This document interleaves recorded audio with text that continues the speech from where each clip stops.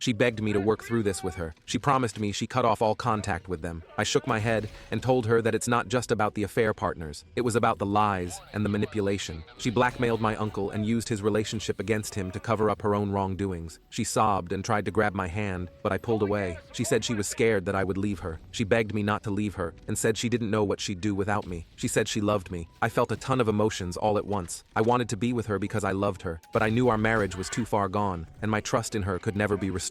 I left her sitting there, broken and crying, the divorce papers on the table in front of her. As I walked out of the house, I felt a weight being lifted off of me, even though I was sad to leave her. My uncle and I continued to rebuild our relationship. It was a slow process, but I could tell he was genuinely remorseful, and I could see how much the situation had affected him and Beth. As the months went by, I began to see the situation from a new perspective. I started therapy, which helped me process my emotions and understand my feelings. Therapy also helped me rebuild my self-esteem. I had been feeling worthless and unlovable, but my therapist helped me see my worth and the positive qualities I brought to a relationship. Slowly, I started to believe in myself again. One of the biggest changes during this period was reconnecting with my passions. I had always loved painting, but during my marriage, I had let it fall by the wayside. Now, with more time on my hands, I picked up the brush again. It was therapeutic. I also started running, which I had never been particularly interested in before. A few years later, I felt ready to dip my toes back into the dating pool. It was intimidating at first, but my friends encouraged me to take it slow and have fun. I went on a few dates, nothing serious, but it was nice to feel desired and appreciated again. One date stood out from the rest. Her name was Courtney, and she was everything Sarah wasn't. She was kind, genuine, and understanding. We clicked immediately, and our first date turned into a long conversation over coffee and then dinner. We shared our past experiences, and she listened without judgment. As we continued to see each other, Emily showed me what a healthy, supportive relationship looked like. She encouraged my passions, supported my decisions, and most importantly, she was honest.